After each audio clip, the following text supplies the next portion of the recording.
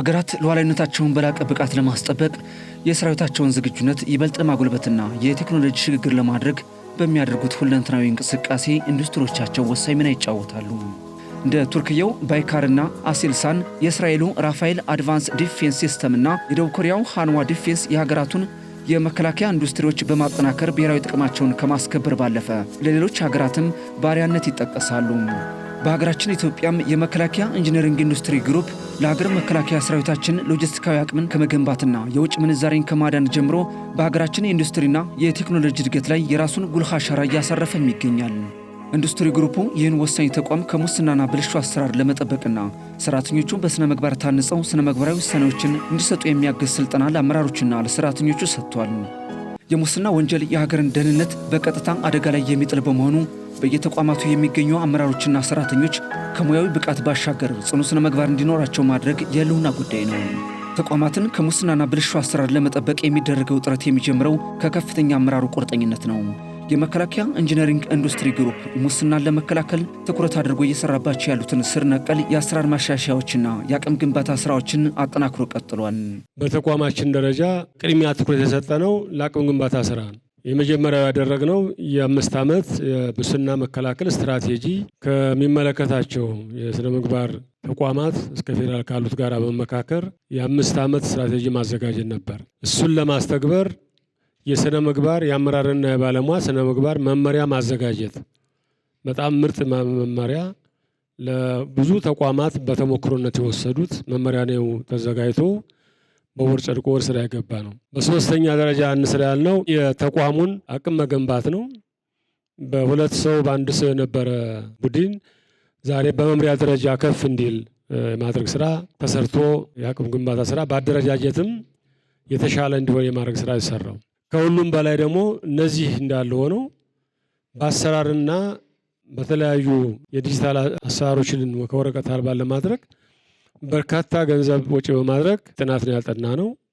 ስለዚህ አሰራራችንን የሰው ኃይሉን አስተዳደር በሚመለከት፣ ሀብት አስተዳደሩን በሚመለከት፣ የፋይናንስ አስተዳደሩን በሚመለከት፣ ከአድሚኒስትሬሽን ጋር የተያያዙ ጉዳዮችን በሚመለከት ወደ 9 የሚሆኑ የተለያዩ ስራ አሰራሮችን በመቅረጽ በሚመለከታቸው ባለሙያዎች ጥናቱ ተጠናቆ ዛሬ ደሞዝ መክፈል፣ የሰራተኛ የሰው ኃይል አስተዳደር ከወረቀት አልባ በሆነ መንገድ የማስተናገድ መልካም አሰራር ችግሮችን በዚሁ ቀልጣፋ አገልግሎት በመስጠት ስራዎች ተጀምረዋል። ሙስናን በዘላቂነት ለመከላከል የችግሩን ምንነት፣ መንስኤና መገለጫዎችን ጠንቅቆ ማወቅ የግድ ይላል።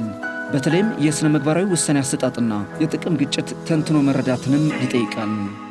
በስልጠናው ስነ ምግባራዊ ውሳኔን ማስፈን የሚያስችል ዕውቀትን በመያዝ የብልሹ አሰራርና አደጋ በጥልቀት መገንዘብ እንደሚገባም ተነስቷል። ስነ ምግባራዊ ውሳኔ አሰጣጥና የጥቅም ግጭት የሚባለው ፖይንት ላይ ስንመጣ እንግዲህ ዋናው አንኳር ፖይንቱ ስለ ጥቅም ግጭት እና ስለ ስነ ምግባራዊ ውሳኔ አሰጣጥ የምናወራው ለምንድን ነው? ይሄ ፖይንት ብልሹ አሰራርን ሊድ ስለሚያደርግልን ነው።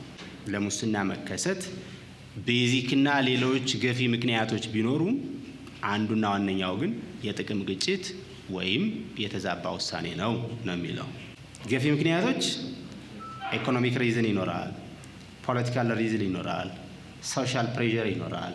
ግን the basic cause of corruption is conflict of interest። ስለዚህ ቤዚክ ኮዞቹ ሌሎች ቤዚክ ኮዞች ያሉ ቢሆንም ግን ተቋማዊ በሆነ መልክ ወይም አውድ ስናየው ግን አንዱና ዋናው ገፊ ምክንያት ኮንፍሊክት ኦፍ ኢንትረስት ነው። ለምንድን ነው ስለ ኮንፍሊክት ኦፍ ኢንትረስት አንዱና ዋናው ቤዚክ ገፊ ምክንያት ያልነው? የትኛውም ተቋም ውስጥ ያለ አካል ለተቋሙ ሲሰራ ውሳኔዎችን ይወስናል። ውሳኔ አለ ማለት there is conflict of interest። ለምን? ኮራፕሽንም ሆነ ኮንፍሊክት ኦፍ ኢንትረስት መቆሚያቸው ምንድን ነው?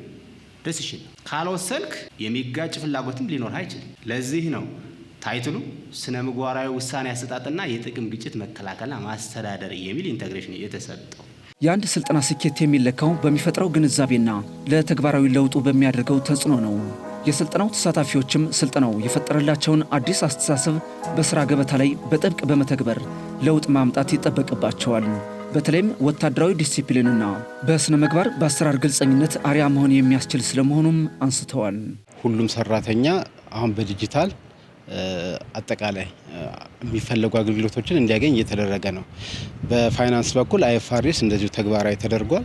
ትልቁ ነገር ግን ይሄ ኢንተርፕራይዝ ሪሶርስ ማኔጅመንት የሚባለው ነገር የአርፒ በይበልጥ ለተቋሙ ዲጂታል ከማድረግ ጠቃሚ ስለሆነ እሱ እየተተገበረ ነው። እኛም ደግሞ ያው ለተቋሙ ለምሳሌ የጥቆማ ኮሚሽኑ ያቋቋመው የጥቆማ መስጫ አለ። እሱ ላይ ግንዛቤ መፍጠር ስራ እንሰራለን። በተጨማሪ ደግሞ ተቋሙ ራሱ ያዘጋጀው የጥቆማ መስጫ ቁጥር አለ። በዛ ቁጥር የሚያዩትን ብልሹ አሰራር ካሉ ክፍተቶች ካሉ ጥቆማዎች ካሉ እንዲሰጡን በተለያየ ጊዜም በማስታወቂያ ቦርዳችን ላይም ይሁን በሀሳብ መስጫ ሳጥኖቻችን ላይ ቁጥሩ ስላለ በዛ መልኩ ሀሳብ መረጃዎችን የምንቀበልበት ሂደት ነው ያለው። ስልጠናው ብዙ ነገሮችን እንድናቅ በተለይ ደግሞ የተቋም የአሰራር ብልሹነት እንዳይኖር በተቋም ውስጥ የሚወሰኑ ውሳኔዎች ስነ ምግባራዊነታቸውን የጠበቁ መሆን እንዳለባቸው ያወቅንበት መድረክ ሆኖ አግኝተነዋል ማለት ነው። ውትድርና ባለበት ስነ ምግባር አለ። እኛ ደግሞ እንደ አንድ የሲቪል ማህበረሰብና ለተቋሙ ደግሞ እንደ አንድ ሰራተኛ ከወታደሩ ስነ ምግባርን ተምረናል። ስልጠናው በጣም ለተቋማችን አስፈላጊ ነው። እውነት ለመናገር በጣም አስፈላጊ ነው። በዚህ በአሁን ሰዓት ባለው ወቅት ላይ ለምሳሌ ይሄ በጥቅም ጉዳይ በተለያዩ ነገሮች አለ። ይሄ ኮንፍሊክት ኢንተረስት ምንላቸው እነሱ ላይ በጣም ትልቅ መሰራት ያለበት ጉዳይ ላይ ነው። እንደውም አንደኛ ምንድናቸው እነሱ መንስኤያቸው ምንድነው? አይነታቸውስ ምንድነው? ከምን ነው እንዴት ነው የሚነሱት የሚለውን ነገር እና ዛሬ የወሰድነው ስልጠና በጣም ደስ የሚል ነው። በመላው በሀገራችን የሙስና ተጋላጭን የሚያደርግ ነገሮችን መሰራት እንደሌለበትና ለዛም ደግሞ ሁሉም በየተመደበበት ቦታ ላይ በቃ በታማኝነትና አንዳንድ ብልሹ አሰራርን ደግሞ ለሚመለከተው አካል በማሳወቅ እነዛ ተጋላጭ የሆኑት ነገሮችን መቅረፍ እንዲችሉ ማድረግ ያስፈልጋል ብዬ አምናለሁ። ከነበረው ብዙ አቅም ገንብቶልናል። ከነበረን ኢምፓወር በጣም ኢምፓወርመንት ፈጥሮልናል። አሁን ስልጠናው በስነ ዜጋና ስነ ምግባር ስር የሚገኙ ውስብስብ የሆኑ በሙስና አሰራሮች አሉ። እነዛን ኤዲት እያደረግን ወደ ተስተካከለው አሰራር እንድንመለስ አቅም ፈጥሮልናል ማለት ነው። የአንድ ሀገር ጥንካሬ የሚለካው በጦር መሳሪያ ብዛትና በዘመናዊነት ብቻም ሳይሆን ያንን መሳሪያ በገነቡትና በሚጠቀሙት እጆች ንጽህናና ጽኑ ስነ ምግባር ጭምር ነው።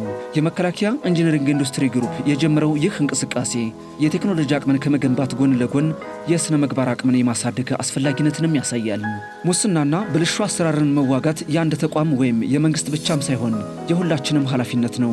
በየስራ ዘርፉ ግልጸኝነትና ተጠያቂነት የሰፈነበት አሰራርን መዘርጋት እንዲሁም እያንዳንዱ አመራርና ሰራተኛ ለህሊናውና ለሀገሩ ታማኝ ሆኖ እንዲሰራ ማስቻል የነገን ብሩህ ተስፋ እውን ለማድረግ ወሳኝ እርምጃዎች ናቸው።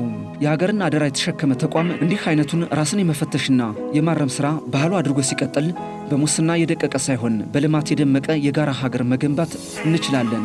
እናም ሁላችንም የበኩላችን ኃላፊነት በብቃት ልንወጣ ይገባል በሚለው መልእክታችን ዝግጅታችንን በዚሁ እናበቃለን።